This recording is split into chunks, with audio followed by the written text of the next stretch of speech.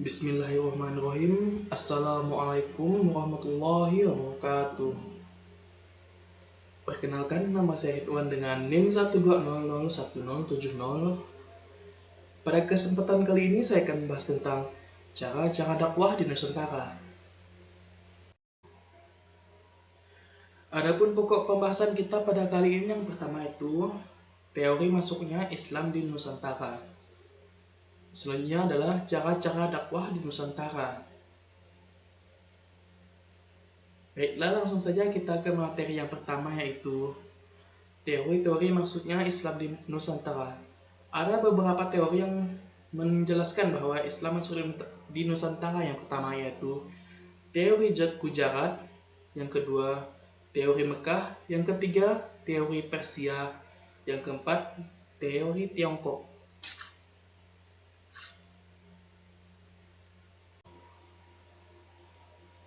Baiklah, yang pertama kita akan membahas tentang teori Gujarat, India. Teori Gujarat dicetuskan oleh G.W.J. Drewes dan dikembangkan oleh Snokhardgod dan kawan-kawan. Teori ini menyebutkan bahwa Islam masuk ke Indonesia melalui cara perdagangan dari India Muslim yang datang ke Nusantara pada abad ke-13.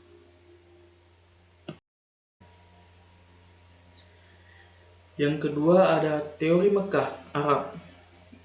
Teori Arab menyebutkan Islam masuk ke Indonesia langsung dari Arab, Mekah, pada masa kekhalifahan. Teori ini didukung oleh J.C. Vander hingga Buya Hamka. Menurut Buya Hamka, Islam sudah menyebar di Nusantara pada abad ke-7 Masehi.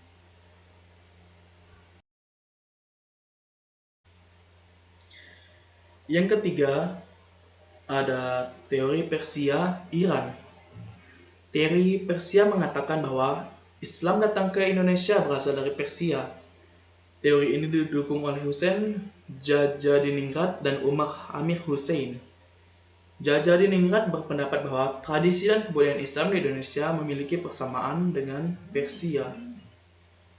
Selanjutnya adalah teori Tiongkok. Teori ini meyakini bahwa Islam masuk ke Nusantara bersama migrasi orang-orang Tiongkok ke Asia Tenggara. Mereka memasuki wilayah Nusantara, wilayah Sumatera bagian selatan, Palembang pada abad ke-9 Masehi atau 879 Hijriah. Bukti lain adalah banyak pendakwah Islam keturunan Tiongkok yang punya pengaruh besar di Kesultanan Demak, kerajaan Islam pertama di Jawa.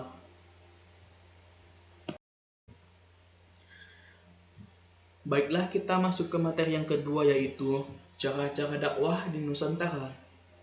Yang pertama melalui perdagangan, yang kedua melalui perkawinan, yang ketiga melalui pendidikan, yang keempat melalui hubungan sosial, yang kelima melalui kesenian, yang keenam melalui politik, dan yang ketujuh melalui tasawuf.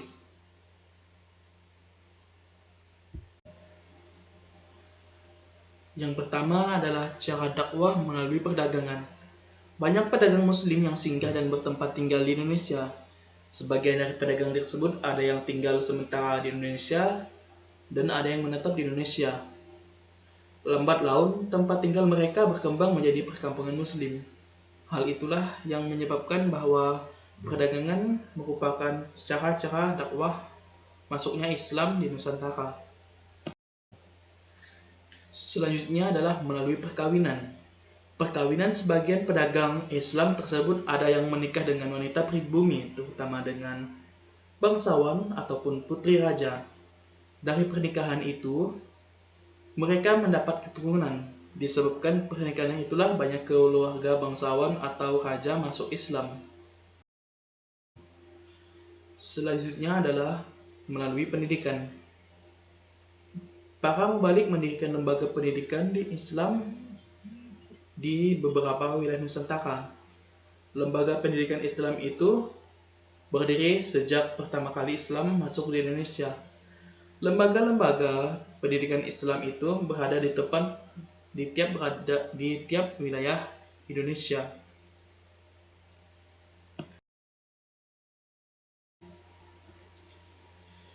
Selanjutnya yaitu cara-cara dakwah yang keempat, yaitu melalui hubungan sosial. Para mubalik yang menyebarkan Islam di Nusantara pandai menjalin hubungan sosial dengan masyarakat. Mereka yang telah tinggal dan menetap di Nusantara aktif membaur dengan masyarakat melalui kegiatan-kegiatan sosial.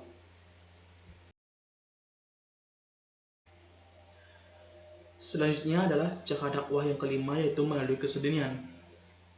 Cabang-cabang seni yang dikembangkan oleh para penyebar Islam diantaranya adalah seni bangunan, seni pahat dan ukir, seni tari, seni musik, dan seni sastra.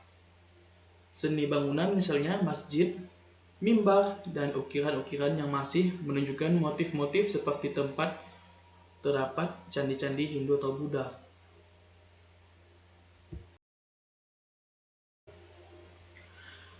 Selanjutnya adalah melalui politik. Politik menjadi salah satu cara masuknya agama Islam di Indonesia. Ketika seorang raja memegang peran penting dalam penyebaran agama tersebut, maka sukarela rakyatnya akan mengikuti raja tersebut. Hal ini berkaitan dengan corak masyarakat Indonesia yang memiliki tingkat kepatuhan yang tinggi terhadap pemimpinnya.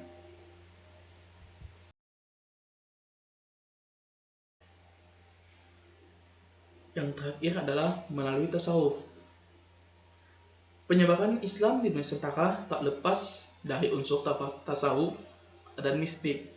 Hal itu dibuktikan dari adanya praktik sufisme yang menjadi ajaran tasawuf, terutama munculnya tarekat yang kini masih berkembang di tanah air. Baik, adapun kesimpulan pada materi kali ini yaitu masuknya Islam di Nusantara berlangsung secara damai melalui hubungan perdagangan. Hanya saja penjelasan persoalan kapan agama Islam itu mulai pertama kali diperkenalkan belum dapat diketahui secara pasti. Hal ini berkaitan antara lain soal keletakan setiap wilayah secara geografis. Selanjutnya, cara-cara penyebaran agama Islam di Nusantara ada 7. Yang pertama melalui perdagangan, yang kedua melalui pendidikan, yang ketiga melalui perkawinan, yang keempat melalui hubungan sosial, yang kelima melalui kesenian, yang keenam melalui politik, dan yang ketujuh melalui tasawuf. Mungkin sekian video dari saya. Kurang lebihnya saya minta maaf. Wassalamualaikum warahmatullahi wabarakatuh.